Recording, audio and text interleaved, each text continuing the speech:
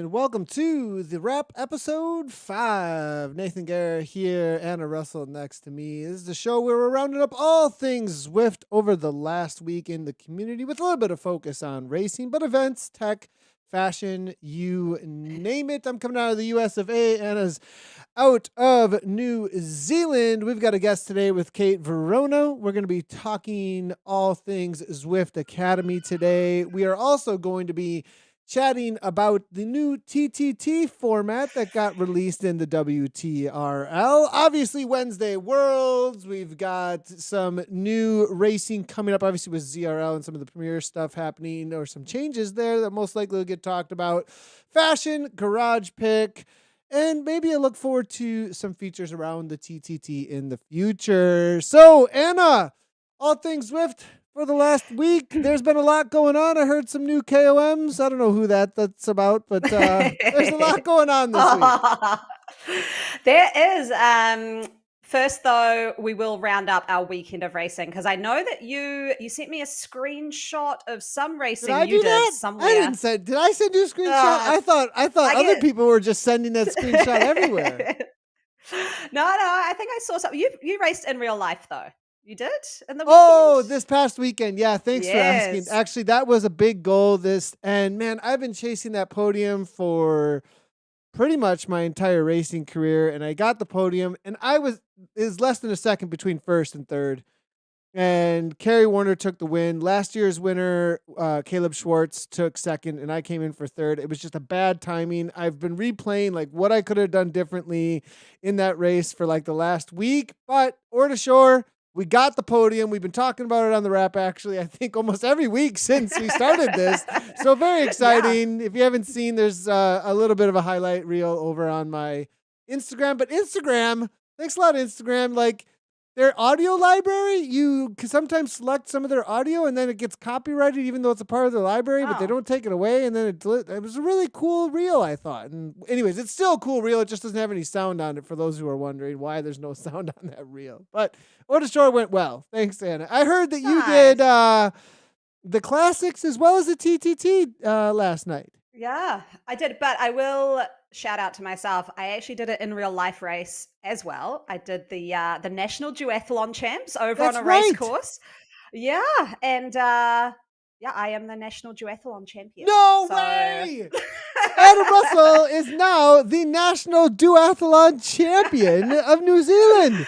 Are you kidding me? I know. So it was a bit of fun. I mean, overall, I was second, age group first. There was it was a Canadian who came over and raced. So I'm not sure if how that they counts. Give that to the Canadian? They actually don't know. But she owned me on the run. But I've got to say, Zwift really helped because it was it was really fun. There were a bunch of Zwifters there, so I could meet them in real life and say hi, and it was really fun.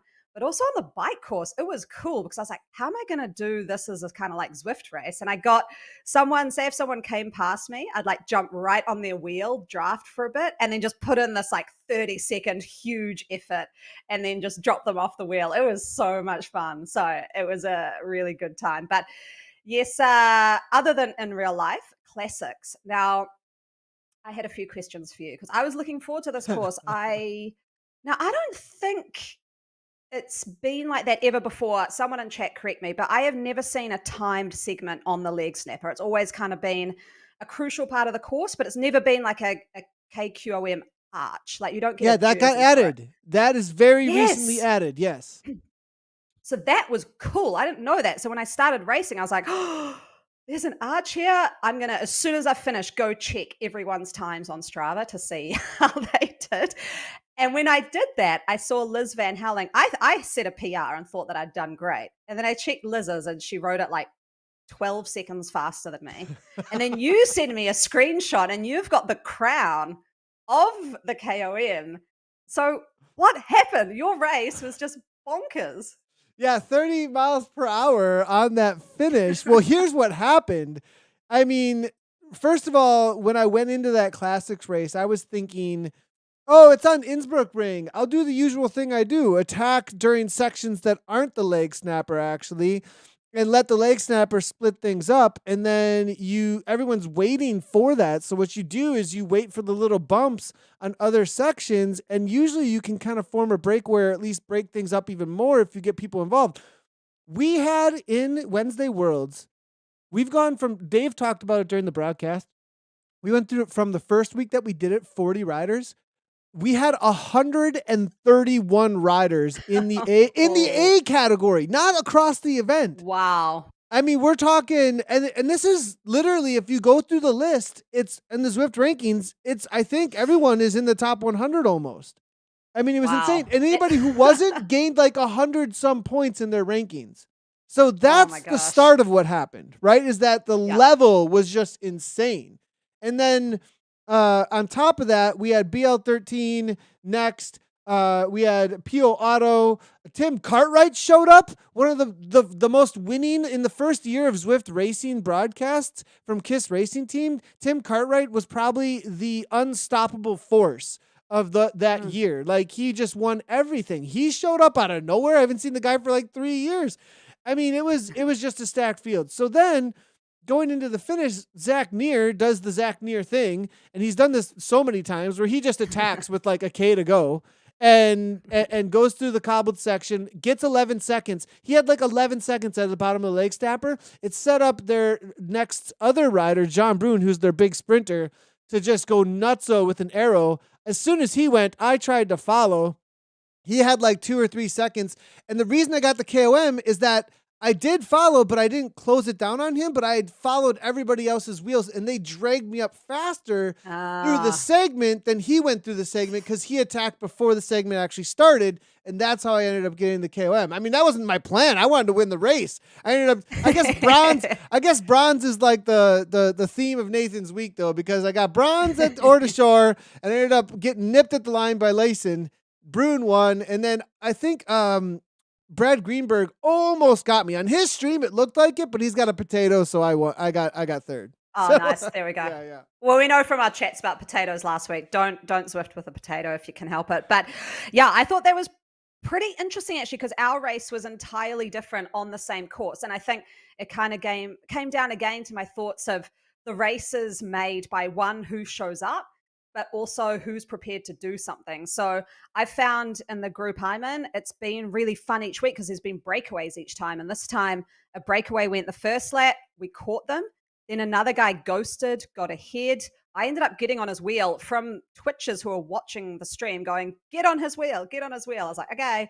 We got up to 18 seconds on lap 2. And I was like, oh, we could carry it to the line. And then no, we didn't. We got caught, and then another breakaway went. So it was, and the breakaway won. So totally different dynamics. I'm quite excited for this course. So Liz Van Helsing, I've challenged her to a mano a mano race on this course next week. Really? So if you want to have a check out. What? Yeah. What is, are you insane?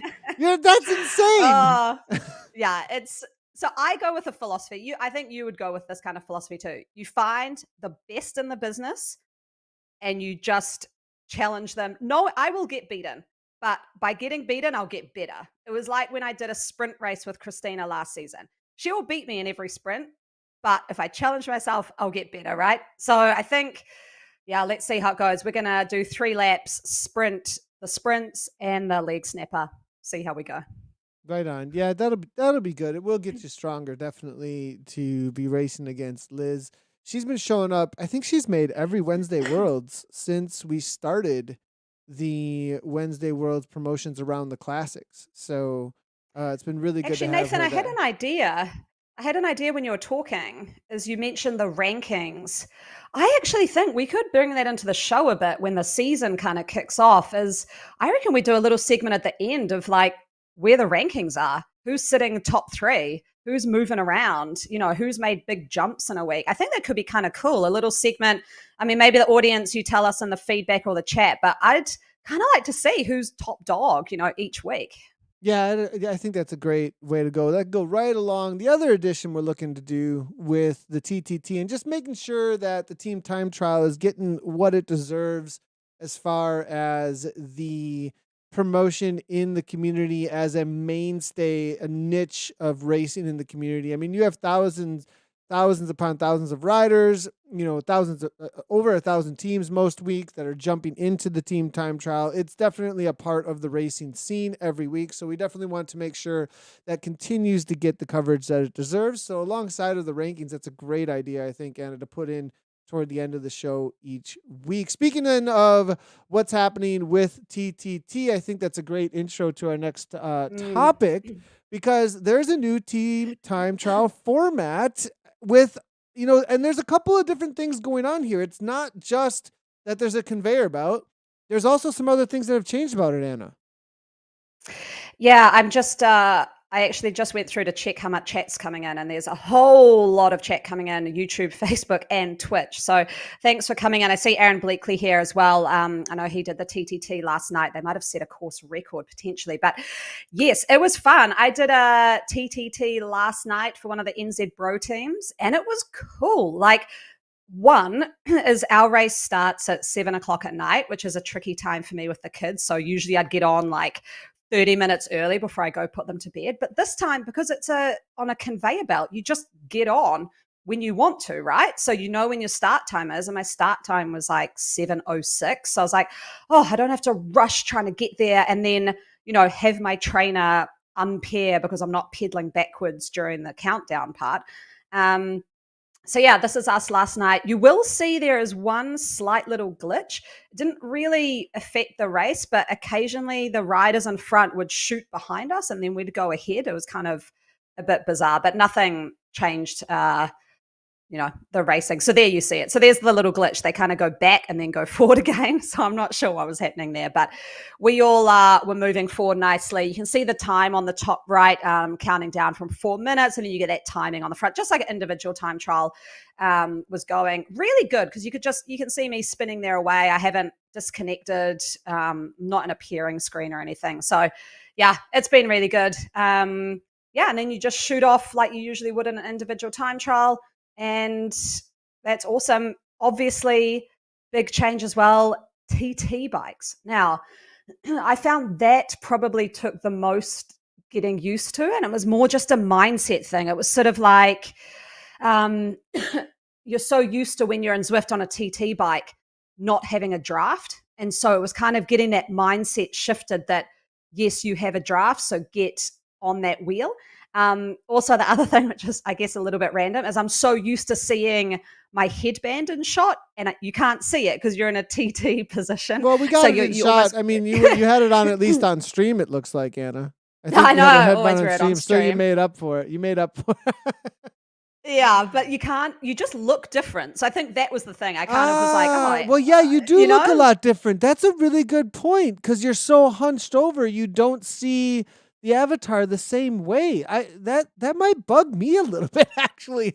Yeah. So you just look different. And actually, I ended up. So I've changed my camera angle here. I ended you're using the wrong camera angle, Anna. You're supposed to be using number 3, first person point of view.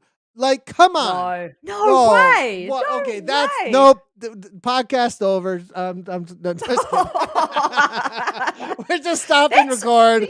I can't believe this. What? How? Okay, I don't even understand how you're like an esports specialist and you don't use first person point of view. Like, do you use camera angle 3? Like any other camera angle besides, 3 is like the go-to mainstay. Like, that's where you stay. And then you might use a couple others to figure out what's going on. But like, oh my gosh, every other one is like noob style. Like, I just call those noob style. Like, come on. Oh my gosh. So I use camera angle 1 because, as you know, I'm like, gotta be looking good. And when I can see what I look like, I'm like, I'm feeling fast today. I look good, feeling fast. That sounds so I mean, that's exactly what they did at the Specialized Tunnel, right? They were like, oh, if these riders look good, then they're going fast. That was how they finished. That's how all these time trial bikes were made, right? In these tunnels, is by looking good. It had nothing to do with science or figuring out how close you were to the draft or anything. Come on. I cannot. This is blowing my mind that you use camera angle 3. That is insane. So I use 1. You gotta tune in tonight. 1 or 6. Tune in tonight. I'm doing I'm racing with Oh My God They Killed Kenny tonight on stream. Okay. And we will have a long conversation while I pull my hair out, and because they're probably gonna mess it up because Grenier or no, Peter Mogg messaged me and said that they're real rusty. So I'm like, okay, well, we're gonna have to give them some schooling today. But we'll see how it goes tonight. Oh my gosh. Okay. That's blown my mind. People are coming through with chat. A lot of people 2 and 6. Yeah, I'm 1 and 6. So that's me. TTT, I always put 6 on. Or if I'm doing a breakaway attempt, I'll put 6 on to see the gap, but never 3. Gosh. Oh, I don't know how you do that. Oh man. Well, we'll see it tonight. I'm gonna put out like a video now just about this. Like why this is the way to go. But we'll see. I mean, everybody, here's the thing. Most people don't agree with me, I've noticed, but most people like third person point of view shooters. Like it seems to me like a lot of people like the Fortnite. A lot of people like the third person point of view to see what's going on. But this is a little bit of a brag. This is a little bit of a shot at like, well, that's noob land, because all of the top end esports, when it comes to first person shooters, are first person. Like they all like, it was always like, well, that's kind of like you can see around corners and all these other reasons why first person point of view should be the top esport way to go. Just saying. Anyways.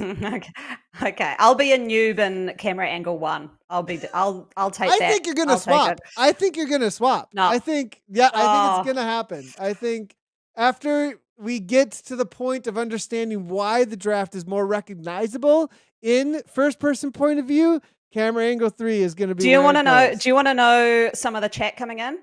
All of Nathan's credibility has just gone out the window. Thanks, Pookie. I do see that chat coming in from Pookie. Appreciate it there, buddy. Oh, man. Well, okay. Man. What else has changed here? So these TT bikes have draft. I have heard some chatter in the community saying that perhaps some people might not have been getting draft. That maybe it doesn't seem like the events have been set up incorrectly. I've actually gotten some feedback both from WTRL as well as Zwift, and they're like, it doesn't look like anything's wrong with the events. It's probably on the user's end is what it sounds like, that there may not have updated their Zwift, or the queues in game aren't the same. I'm wondering if we're supposed to be getting queues in game still, and if we're not, that should probably be known, because people might not think they're getting draft because the queues are no longer in game. So here's my thoughts on it. You asked me if I felt like I was getting draft, and I was sort of like, yes. But one thing about last night's course, it was almost all an uphill drag and then a downhill, and there was kind of very little flat. And so when you're on this uphill drag, it's hard to feel a draft because it's 3%, but you don't really feel it, right? And then it's downhill. You don't really feel a downhill draft as much. And the cues were really important. Again, it's that kind of changing the neurons in your head, right? Is that you don't have the sit-up factor. So when you're in a TTT and you're in the draft, your little avatar sits up and you've got that comfort knowing you are sitting in the draft. There's no sit-up. So no matter what, you're in that aero position. So again, you can see here, it's very tricky to know. So like we're showing a little video. You do have closed the gap though above. So I was worried we wouldn't have that. Yeah. So I was worried if we didn't have closed, because that's what I use in TTT is I try and keep my close the gap to that 2 meter, 3 meter, and then I know I'm in a perfect position. But so luckily that was there, but you didn't have that sit up. So it could have almost made you feel like you weren't in the draft. But looking here, I mean, I'm riding at sort of 3 watts. The person on the front is 5. So, and there I'm down to pretty low. So I would assume just from those numbers, we're sitting pretty well in a draft. But it was a slightly tricky course with the small amount of flat to know. Do you see why you lost the wheel there? That's all camera view. It's all camera view, people. That's what's happened. Oh, no, okay. Oh, no way. I was too busy writing on Twitch comments. Yeah, you were talking to Twitch chat. Twitch chat was messing with you. Look, I mean, for real deal gamer over here now with Twitch chat. Oh, I know. Absolutely love it. I think And then the only other thing, which I didn't realize, was you don't go into super tuck when you're in a TT bike. So there was a portion of a hill downhill where I was like jamming it up to, over 60K, and I stopped pedaling. I was like, oh no, I haven't gone into super tuck. So I started pedaling again. And then someone on Discord was like, no, there's no super tuck. So what I want to know, and I'm pretty sure Aaron Bleakley or probably Eric will look into this, is you don't visually go into super tuck, but is there a super tuck effect? So if you stop pedaling, you don't look like you're in it, but are you still in it, if that makes sense? So I want to kind of know that, because next week I'm pretty sure it's on Watopia Hilly, and those downhills are a lot more violent, and you'll want to get into that super tuck. So yeah, someone come into the community and answer that. Even though it doesn't look like you are you still getting the speed benefit? Yeah, I'm going to find out as quick as I can actually about that, because that's a really good question. I want to know that before tonight, because we have downhills that I need to know whether or not Yeah. we're going to be using this super tuck or not. And if it doesn't, then we need to keep pedaling. Like, it Yeah. matters then, like, hugely, Yeah. whether or not you get super tuck. And then I wonder, well, TT bike's going to be faster no matter what, I think. I don't think that's one question I have. Is there any course? I think only like the Christmas and New Year's Eve special, when they just send us up out the Zwift, I would think, is the only time that we wouldn't use TT bike. No, I think you can get really, it's hard with this podcast because I almost don't want to talk about it. But anyway, I will. It's sort of, there are courses where you make smart team decisions. So if you look at an example would be, I think it's Greatest London Loop or something like that, where you head up Leith Hill or Keith Hill or one of them.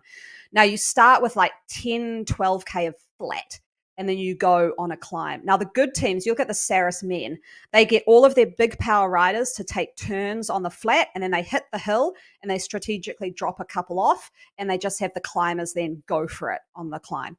Now, if you're doing that strategy, your climbers are on roadies, because Good those point. TT bikes, Yeah, good like point. that's the other thing I noticed yesterday, is my times up the long climb I felt slow because the TT bike is heavy, right?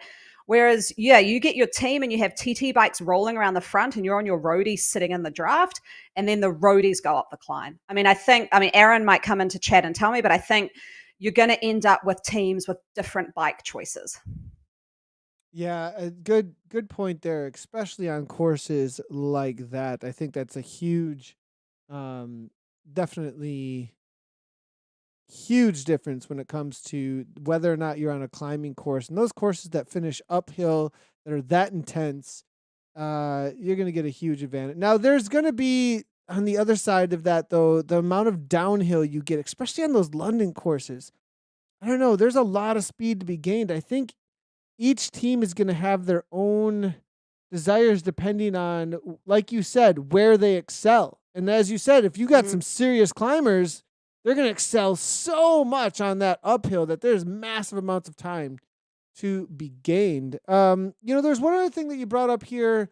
What's the feedback been like? It seems like overall, I think the community's pretty happy with this.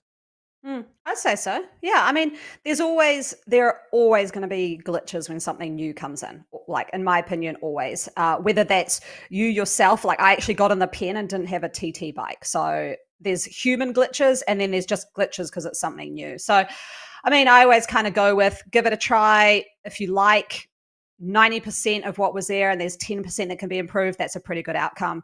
I think it's, like I said, it's perfect for taking away all that rubbish of pairing screens and time downs and all of that stuff that just makes the experience really annoying, in my opinion, that you have to go to a pairing screen or backpedal, and I just find that really frustrating. So this smoothed it all out and kept it pretty streamlined, in my opinion. Yeah, 100%. It's so great having these times, specific time. Now, for those that just saw a conveyor belt and were like, wait, what? There's a conveyor belt. The change specifically for the TTT is that your team can just sign up for a slot, and then that's when you go out. And it sends you off when it's time to go. You don't have to sit there and wait for the banner and then go to a pairing screen, or just make sure you're not pedaling. You can be pedaling the whole time. You can mess around with whatever you want to during that. And then when it's time to go, the banner drops and you go like any other race. So cool to see. I actually haven't experienced it besides that little test we did with WTRL. I haven't experienced it yet in a full gas TTT yet. And I haven't experienced it with a TT bike yet. So tonight, going to be the first go. We'll see how it goes. Be interesting. Now, you had a question in here. Other event formats that could benefit from the in-game adjustments as well. Like, and you had a question around tiny races. What were you after there, Anna? What was I thinking there? So in-game adjustments, I was kind of thinking like, what, in my opinion, what's happened over the last year or so. I mean, you've been on the platform way longer than me, but I feel like the last year has seen a lot of innovation in events. I feel like they've kind of been bubbling away sort of in the community, but ones have come to the forefront, you know, with ZRL doing all these bonus points and some of these KQOM challenges and some of this TTT stuff. And you look at the tiny races and I'm sort of just like, is there something that can wrap around those races too? Like, one thing I actually wanted to ask Kate when she came on is I know that Zwift Academy is going to have on-screen messaging in some of the baseline and the finish line rides. And I'm sort of wondering, you know, could you do that in, say, a tiny race at some point where you're in the pens and it shows you the leaderboard coming up, you know, like, congrats, blah, you took that win. And then you're sitting there waiting for the next one going, it's that person. Can they be given a jersey that's just auto put on that person because they won? You know, this is stuff I'm sure is like a lot of back end work, but it's stuff that would be quite cool. You know, you go, great, we're in race 2. That person in that bright purple jersey is the current leader. Let's target that person. Kind of like your classics, right? You turn up and you're like, who's winning the GC at the moment? That person. So let's get on them. So that kind of stuff I think would be quite cool in a sort of a live way. And I think it's when I saw that Academy has like on-screen messaging, you know, you're coming up to a segment, you're coming up to this, you know, if you're in ZRL and you've just gone through a segment, I know on the broadcasts you can see the live data, but could you pop it up and say, Christina just took that sprint? You know, I don't know. It's just kind of making that more within race dynamics, I guess. In the pen features seem like something that would be really cool. Yeah, like in the pen features where it's like, here's some introductory, you know, this addition that we see with the conveyor belt. Is there other things that you could do, especially with the tiny rate, like mapping the 4 races together in some sort of way so you can see how things played out in game would be so cool, actually. So you don't have to wait for anything there. Seeing the GC in game. I mean, those kind of live interactions, that's where it's at. I mean, that's one thing. That's the reason why with WTRL TTT, with ZCR broadcast and having those splits, or even on my broadcast, bringing in, sometimes I bring in the splits. I'm like, this is crucial information, like absolutely crucial information. Yep. Yeah. So any of that kind of stuff, I mean, you know, people are coming in chat, sounds simple. I mean, so many things sound simple, but then when you get down to it, it's a bit tricky to do. But yeah, those were the kind of ideas I had when I was just sort of seeing that they added this new TT format where I was like, this is cool. This has made a big difference. What are some other things? Let's I think we're gonna skip on over to fashion. We are waiting for Kate to jump on in with us, and as soon as she does, we'll jump into that and talk through some more Academy stuff. But as we get toward the Academy, I think you had a pretty cool, this is one of the coolest fashion parts that we have seen, I think, so far. I really like what you did here, Anna. And for those that are on the that are just listening in for the podcast version of this screen that we're about to show here is pretty awesome. And we want to get your opinions. Make sure to go and watch or check out what it is between 2016 to 2021. Here's the comparison between the kits for the fashion of the week, 2016 to 2021 Zwift Academy fashion. Yeah. And I do want to have a huge shout out to Michelle Crick, because I put a post up on the Zwift Ladies Facebook page and said, Does anyone have all of the Zwift Academy kits over the years? And Michelle Crick did, and she sent me all of these images. So huge thanks to her. And I put them up on Instagram and said, what are the votes from people out there about what they think is the best kit? So I'll tell you that at the end about which were voted as the best kits. But if we go through 2016, 17, very similar. This was before I was on Zwift, so it's great to see the kind of style that was out there, but very stripy. So you're looking, almost kind of reminds me of the Pride Ride kits, sort of a bit of a rainbow design on the back. Very similar designs between those 2 years, just slightly different colors. You then go into 2018, 19. Again, similar between those three. Even 2020 looks similar. A bit of a pink kit there with the Zwift on the back and sort of a little bit of a fade in 2020. But those three quite similar looking. I think 2019 was the first time I did a academy. And then we hit 2021, very different kit. And this is similar to what we're seeing coming into this year, 2022. Is sort of the jaggedy style. I like that they've moved a bit away from the pink. They've gone to purple with some sort of digitized green and yellow. A bit of a more of a splash out, exciting design, I would say, that they went with in 21. The votes came in. Nathan, what would you pick out of all of these as your favorite? Out of Before I tell these, you. what do I like the most here? I like simple. It's a battle between 2021 and 2019 for me. I'm digging that color, that darker like magenta-ish color there for the 2019. I really like that kit actually. And it's a battle between 2021 and 2019. I'm going to go 2019 personally. Oh, okay. We've seen But I a don't couple think of people that's come what in with 2019. I don't know if that would be the most popular though worldwide. I think I'm a little bit eccentric there when it comes to the most popular. Yeah, I think well, you're a bit eccentric with everything today. Camera angles, Oh, kits. come There we on. go. So So there's people coming up with a lot of I'm different just votes, gonna but I'm not gonna like bring any results sheets. Like anytime this happens, I'm just gonna bring up the results from the oh Tour de no. France Femmes. I'm gonna bring up the KOM. I'm gonna bring up TTT World Champ stuff. I mean, come on. All right, go ahead. What's the Oh, verdict? okay. Well, the verdict was pretty evenly split between 2016 and 2021. So that was surprising to me. I personally quite like 2016 as well. I do like that block pattern, the black shorts. It's easily matched with a whole lot of bike choices. I'm always kind of err on the side of loud. I also like it's got a bit of retro element. It was the first kit, and it'd be very hard to get in your garage. I know that Michelle Crick takes a lot of pride in the fact she's got every jersey, so that's awesome. So I'll go 2016, retro vibe, and a bit of kudos that you were there right from the start with the Academy.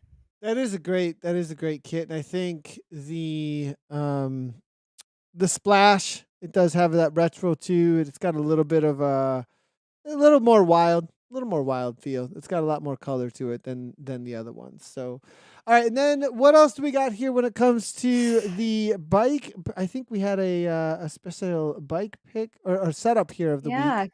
Yeah, so this is our garage pick of This the our week. garage So something pick. out of the Yeah, garage garage. pick of the week. New TTT fave. It's the Canyon Speedmax CF SLX disc.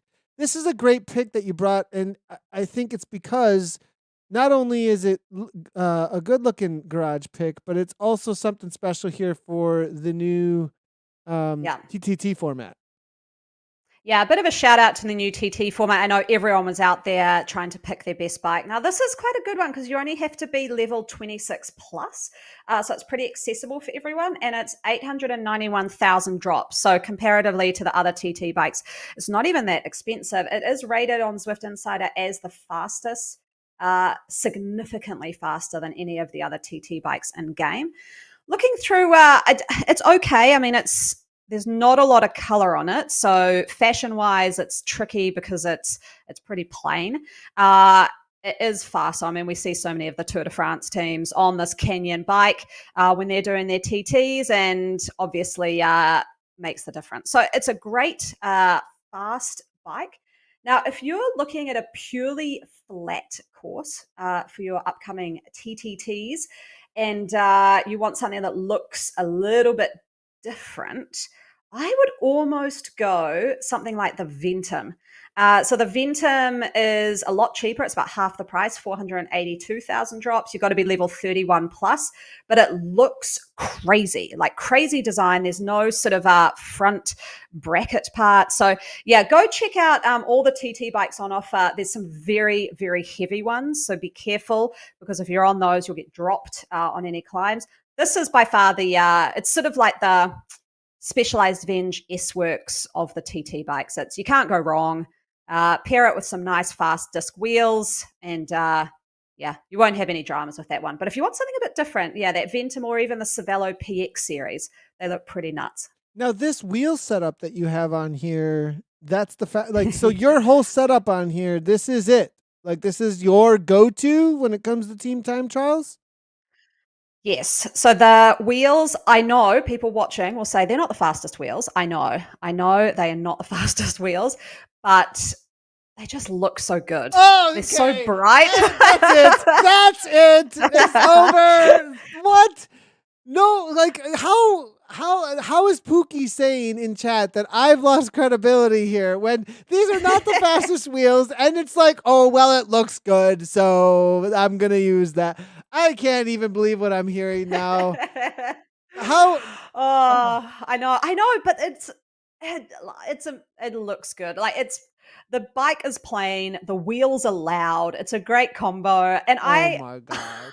Oh my god. So DT Swisses are going to be your fastest, I believe, just so everybody knows. Yes. But if you just want some colorful wheels, you can throw something else on there. I think it's the Zip 858 she had on there is what They're I'm called thinking like I think they're called the Super Nines, but I call them the Super Oh, Flies. they're super. Yeah, you're right. The super. Oh, the super flies. They're called the super. Oh my God. I just think they look so hot. So yeah, they're not the fastest, but they look great, and they're paired with a really fast bike, so it's okay. Yeah. Yes. Okay. Well, we are still waiting. I think Kate should be jumping in with us here pretty soon. But we can start chatting a little bit about the Zwift Academy for this year.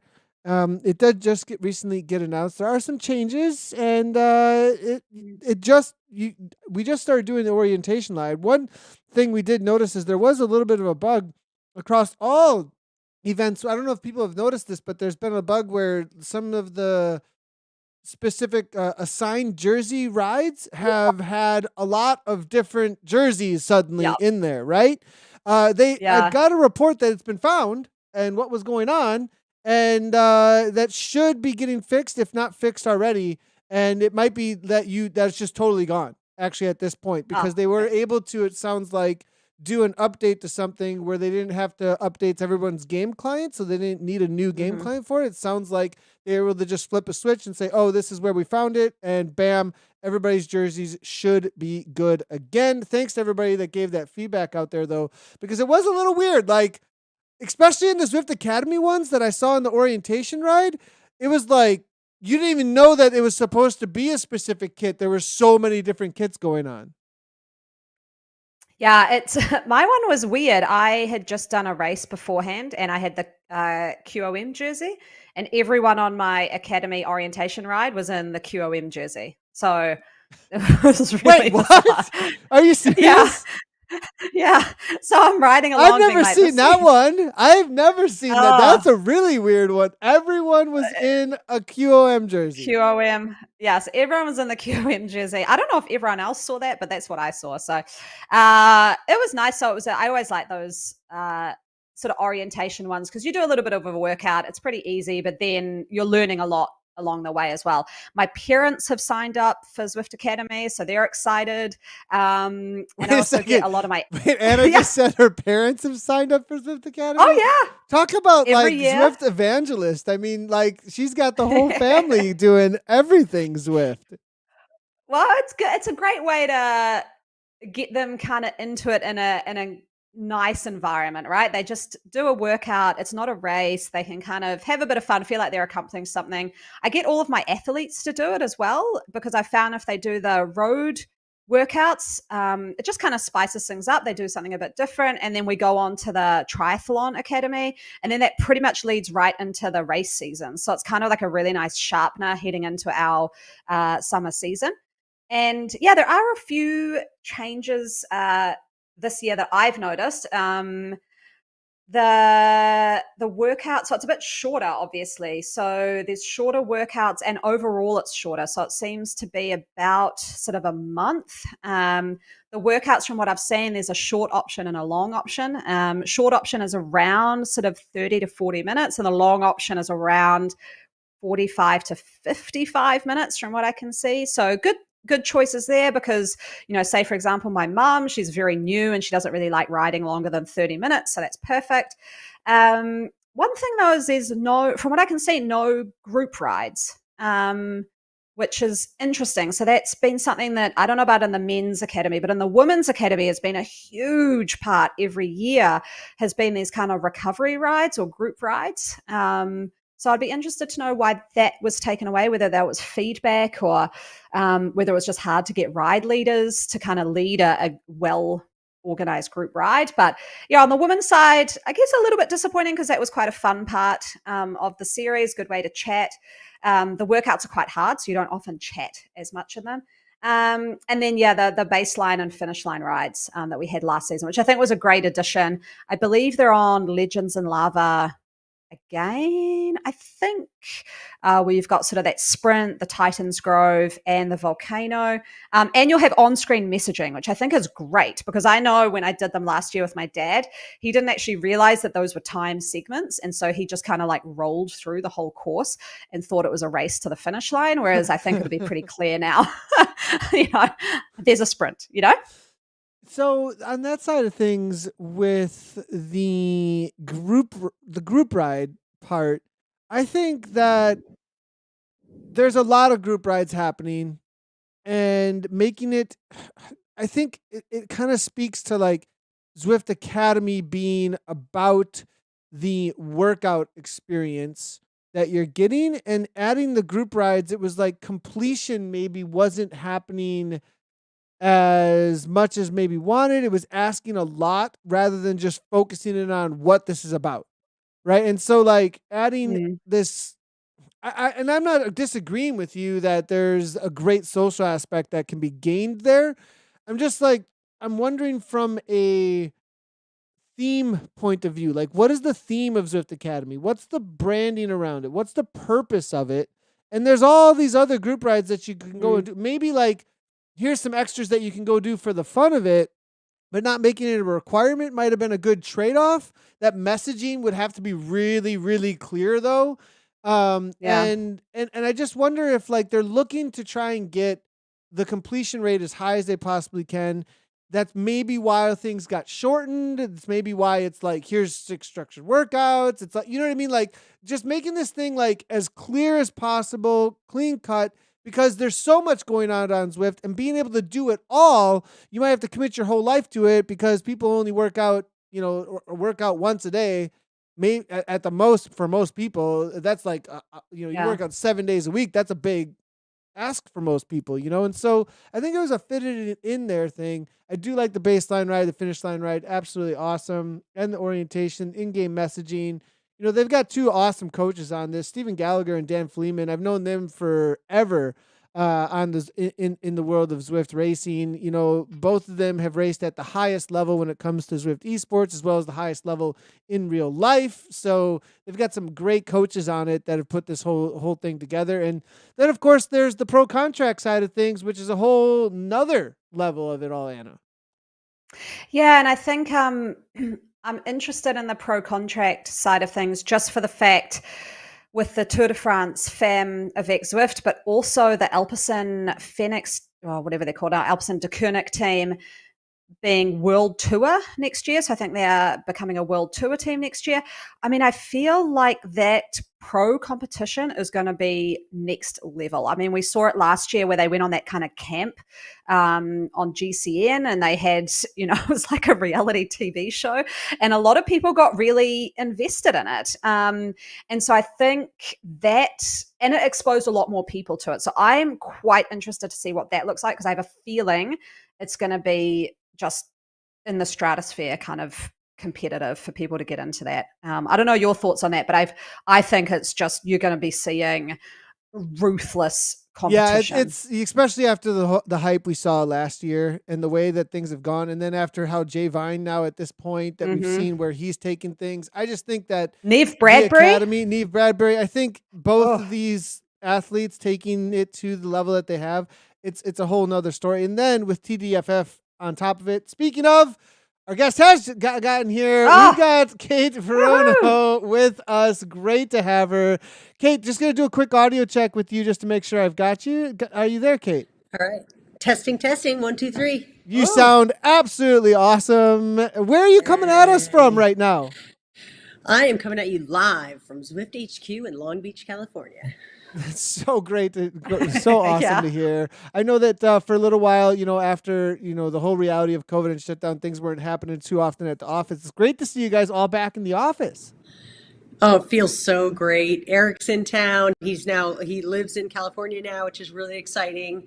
A lot of people in the office this week. The buzz is back. It feels really good. Do you want to just really quickly, short little, what you do at Zwift and how you're related to both TDFF as well as Zwift Academy, just super quick. I mean, I've known Kate for a long time, everybody. Yeah. We go way, way back. It's so awesome to have her here. She's one of the first when it comes to everything Zwift. Nice. So Nathan, I started 6 years ago. I was brought on to run this crazy little program called Zwift Academy. That first year, it was just a women's program. We had 1,000 women in it, and that's what built the foundation of our women's community that year. All the women going through the program together. That first Zwift Academy was like 3 months long. I think there was like 27 workouts. It was nuts. So anyway, starting with that project, I ushered that project through 6 years. And through that project, I became really invested in growing the women's community on Zwift, in partnering with different industry partners to bring things like Specialized and SRAM and Vox Women tours and events in Zwift.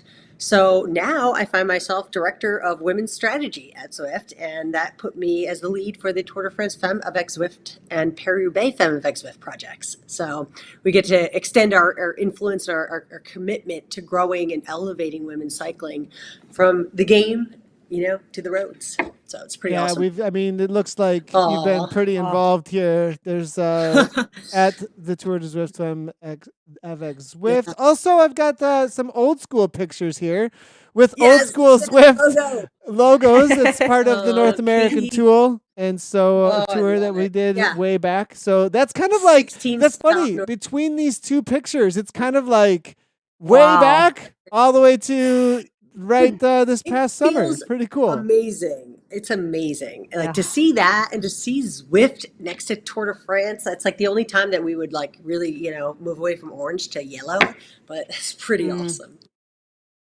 Yeah, I'd have to say, Kate, a huge thanks to you. I've been on Zwift for about 4 years, and the growth I've seen in women's cycling on Zwift has, been amazing. And I think just the number of women it, touches and enables to create a community, especially in times of isolation or, for me, if you've had children and you're able to get on and meet so many other women. So a big thanks personally to you because it's made an immense difference in my life. And I know a whole lot of women. I love that. It's made a huge difference to them too. So big thank you. And I guess I've got to ask the question, can I have a highlight, just one highlight from the Tour de France Femme avec Zwift? I think I was standing backstage, back behind the podium, but with Marianne Vos as she was holding the Zwift Squirrel that she won for stage 2 as a stage winner. She won the Scotty the Squirrel And she had a Zwift medal around her neck, and her eyes were watering because this was just such a special moment. She was about to pull on the yellow jersey, and this woman has won everything under the sun, but she's never gotten to pull on a yellow jersey because it wasn't possible and it wasn't available. And I think that it hit her at that moment, how big this was, and that you're actually seeing the game change.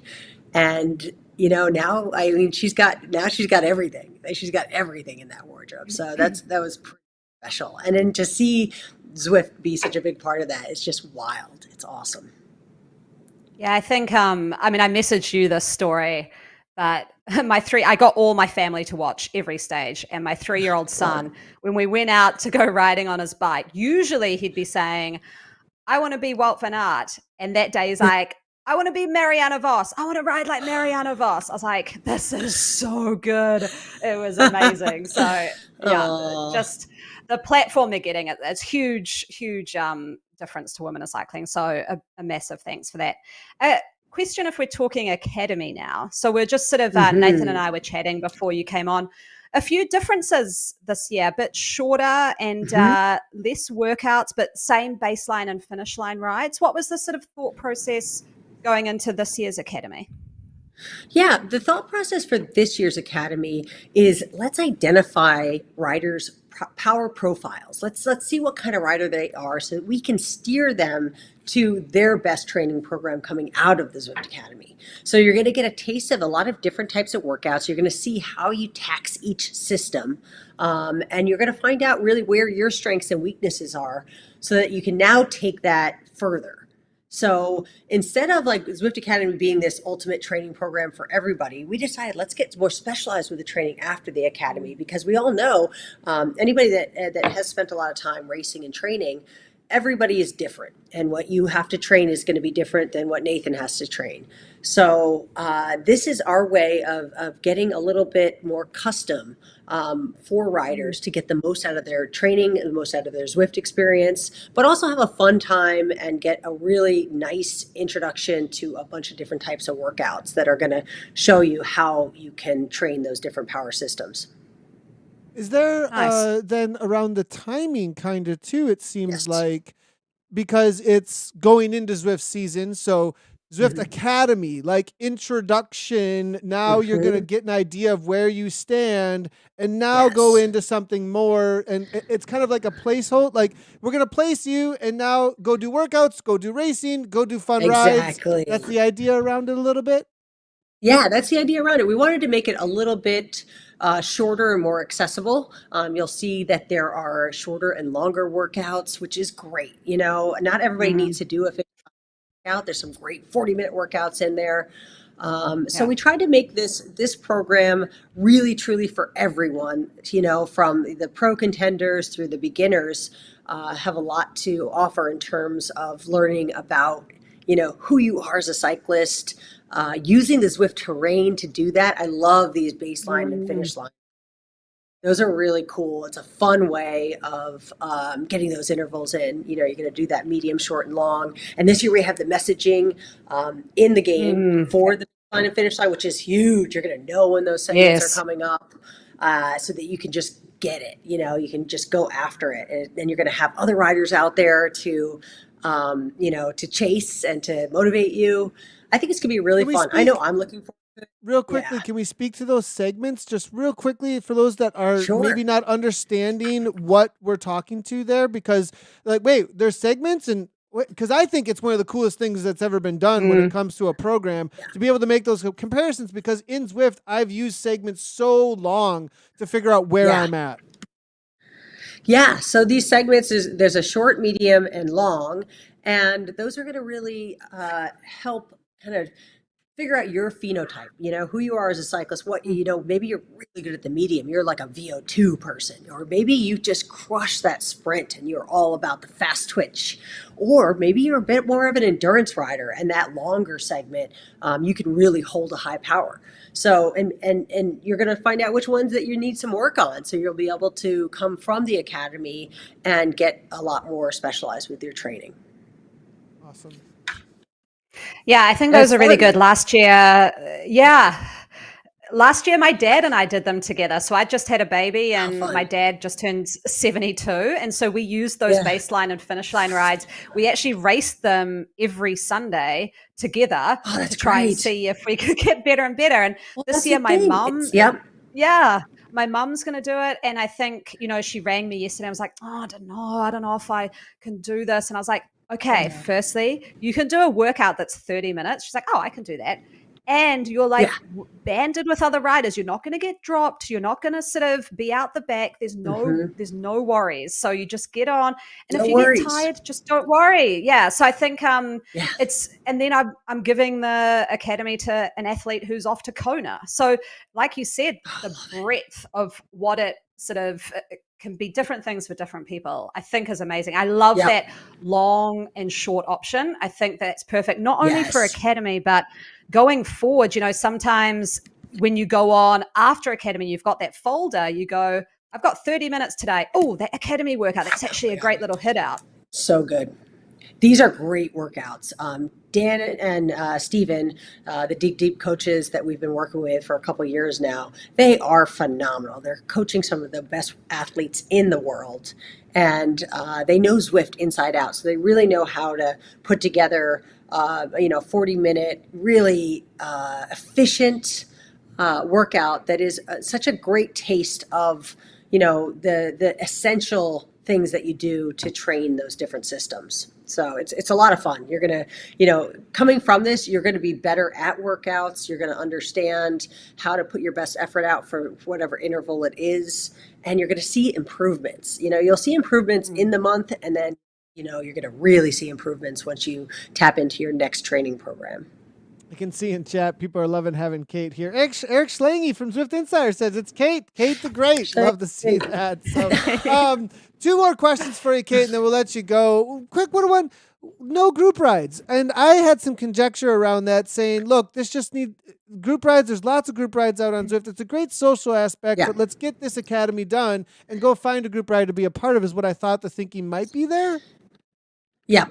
The thinking is we want to make this a little bit more efficient this year. We want the community, honestly, to offer their own recovery and group rides around the academy. So I hope that people are tapping into the great community rides that go on all the time to get their recovery in and the social side of it in. Now, this is a very social academy. You can do all the workouts with other Zwifters. You can, do the baseline finish line with other Zwifters. But for this year, no group rides. It's just going to be a bit more efficient. So, yeah, makes sense. That made sense to me for sure. And there's plenty of other places to do that. And you can still, like you said, ride with other people. It is a group ride in the workout. So, and then the last question, a little bit on the pro contract alongside of the Tour de France Zwift. Sorry, the mouthful there. Do you see the women's pro contract competition being even more competitive now because we have a women's Tour de France? Oh my God, so much more. I love seeing Veronica Ewers got 9th at the Tour in the GC. She was as with years ago. It is going to be fire on the women's side, especially given the elevated profile of women's cycling, all the stories. Neve is crushing it right now. Gosh, isn't she? It's just love it. I love it. So there's so many great stories coming out of the academy, and I love that it's no longer just that champion. Now finalists, semifinalists are getting contracts, they're getting opportunities. I see teams that are absolutely handpicking women that go really far, men and women that go really far in the academy. So now it feels like this is creating a pathway to the pros, not just for that one rider. And that's what I always dreamed the academy. It is going to be hyper competitive. I'm sure we're going to see some return riders from past years, and it's going to be a lot of fun. It's going to be a lot of fun to see what happens this year. And my God, the talent that comes out of the academy now. I mean, just seeing Jay Vine's post about heading to the Vuelta, like, come on, Oh, yeah, yeah, just great. there is a little bit more to do, just so anybody who is listening, you have to complete the baseline ride, 2 additional pro contender workouts before September 25th, right? And so you have to watch out for that. Make sure that you dig in. If you head on over to Zwift.com/academy/ZA Road, there's actually a link you can go to there with Road. You'll end up at Road Pro Contender Requirements. Make sure you go read all that. You can't just do the regular Zwift Academy and expect to be all of a sudden you're in for the contract. Yes, absolutely. Definitely hit up the website for anybody that's interested in the Academy, because there's so much great information there. We did a really wonderful job of laying out the Academy, getting into the workouts, so you really understand why you're doing this, how to do it best, how to get the most out of it. It's all right there. So, this is something really special that we offer on our platform. I think it's one of the premier programs in indoor cycling. And the fact that it is for everyone, and you're going to meet people, you're going to, connect with clubs and teams coming out of the Academy like everybody does every year. I definitely really encourage community groups to host some additional group rides. And when you're doing the training rides in the Academy, invite people to your group rides, invite people to your club rides. The Academy has always spurred not just training, but so much social connection. And I love that about it. So it is truly just one of the most special things about Zwift, and, groundbreaking program, but also a beautiful community program. So everybody get into it. I can't wait. I really need a tune-up. So I always use the Academy. All right. Well, I wanted to say, in France. The commitment to the Academy that I've seen from Zwift, because from the get-go I was like, this is whoa, like, really? Yeah, this is what we're doing, when it came to the pro contract side of things right from the get-go. And then seeing the follow-through from Zwift, I've just got to say I have a lot of respect for that, and how it's been continued on and formed and morphed to what it's become now as a part of cycling. It is a part of cycling culture now, in the way that Zwift kind of seems to be doing a great job of how it's plugged in from an esports side of things, women's cycling side of things. There's so many different ways that Zwift has really pushed the envelope. And so I absolutely love, what's happening here with Zwift Academy for sure. Yay. That's great. I really appreciate all you guys do. And to bring our community together and, give the inside scoop, the inside line. So. Yeah, 100%. Well, Kate, thanks so much. Say hi to everybody over at Zwift HQ, and we'll talk to you guys soon. We're going to go get our workouts done on Zwift Academy. Get it. Thanks so much. Yeah, see you, Kate. Bye. Thanks, Kate. Take care. Oh, that was awesome to have Kate on. That was the first person I met from Zwift, I think, in real life, actually. I showed up at I believe that was the first event I had done, I believe, and walked into a bike shop, and there's Kate. Hi, Kate. And she gave me an introduction, handed me a microphone and said, go do your thing. Well, gave me more, but that was, so cool. Kind of the full 360 happening there. I love the chat coming in from Carissa Min saying how it started and how it's going. That's definitely what those images were. Yeah, absolutely. And also the fact that I didn't realize the first Academy started over 3 months with 27 workouts. It was insane. Man, it has evolved. It was insane. That's crazy. So I think it's evolved in the right way. I am very, very excited. I'm going to be using those workouts as a lot of sharpening to get ready for ZRL, working them into the week. So stoked by that. And actually really awesome to meet Kate virtually. But yeah, she's obviously spearheaded an amazing women's program at Zwift and has a huge passion for it. And it shows. It's not just box ticking. It's actually making some difference. And it's awesome to see, both on Zwift and in real life with Paris-Roubaix and Tour de France. So awesome job.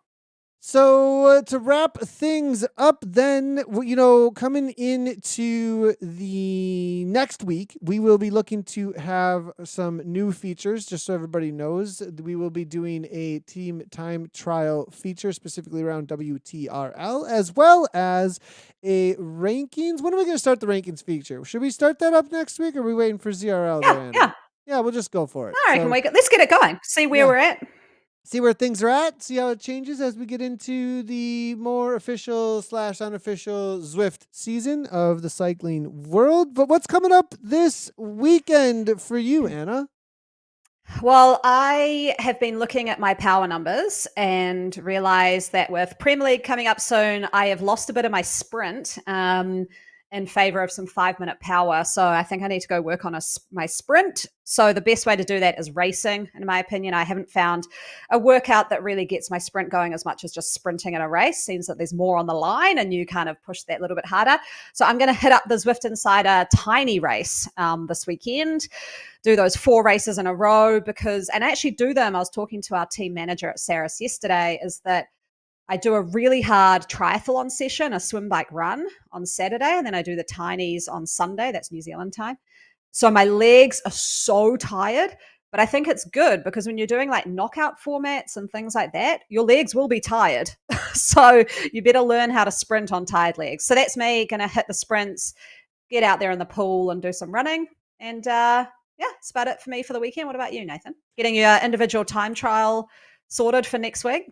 I think, I'm looking forward to Lifetime Grand Prix is coming locally to the Schwamagan 40, which means the fastest men and women that have been invited to the Lifetime Grand Prix, $250,000 prize pool on the line for that. Pretty big deal. So it's going to be Schwamagan 40 this year is going to be pretty serious. I've seen a huge increase in fitness by doing some really specific workouts around sweet spot and threshold for very long periods of time though. So I've kind of Gabriella was doing Schumann, she was doing a workout the other day I was watching, and it was one of the kind of an FTP builder, and I'm thinking I'm going to take one of those FTP builders and like extend it out to like a 3 to 4 hour workout and try and like manipulate it a little bit and maybe put like 6 of the intervals in rather than just 1 or 2.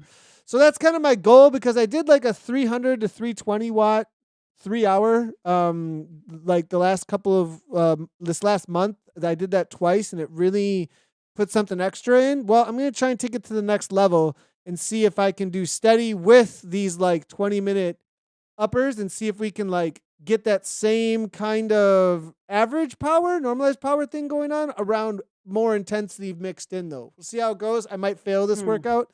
I'm thinking about doing that Monday or Sunday. That's Monday or Sunday, but I am going to do tiny racers on Saturday, I think, because I haven't done them yet. And it looks really fun. Okay. And maybe the KISS 100 if I don't do what I just said. So that's kind of where things are at, because it's just training right now till the next big events. In 2 weeks, I got the next Wars race, and then Schwamagan's the next thing on the radar for my in real life racing. So, and lots of editing, because there's so much content to edit right now. Tons and tons of content. So that sounds fun. And I got the kiddos this weekend. So we're going to the skate park probably too. And NICA practice tonight. Oh my gosh, there's so many things to do. So busy. I do actually have a shout out, well, not a shout out to the community, a request from the community. I cannot figure out how to do this. So it's a little request out there. I'm going for the New Zealand women's Everesting record in real life in December. Yeah. Whoa. So I want the community to come with me on this journey. I'm actually going to try and like stream it live while I do it outside. But anyway, I'm trying to do that. But I'm also trying to work on my sprint. Got Prem Racing, got ZRL.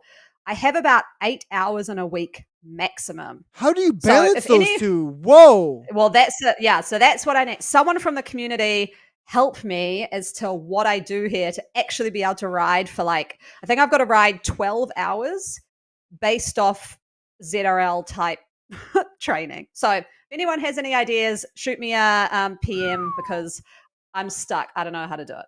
Yeah, that's some seriously, use the word polarized training last rap. And I think that's about as polarized as it can get. So you're going to need some really specific timings on some things, it sounds like. Good luck on that. Of course, I've got TTT tonight if you want to check out the stream. And obviously, Anna is streaming a ton now, too.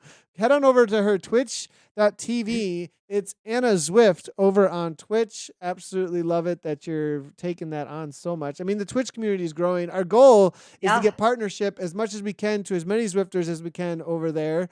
And so get over there.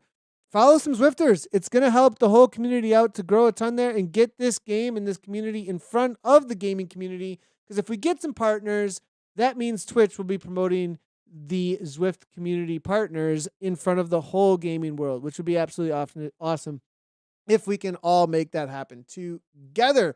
Well, that's it for Wrap Episode 5, everybody. Thanks for tuning in. This is going to also be live soon on all the places that you can download a podcast. It sounds like the podcast is getting a whole lot of downloads. It sounds like we're all over thousands a week. So appreciate everybody who has done that. You can also check this out, obviously, on Twitter, Twitch, Facebook, and YouTube. That's it from us, everybody. We will see you next week for episode 6. And as always, right on.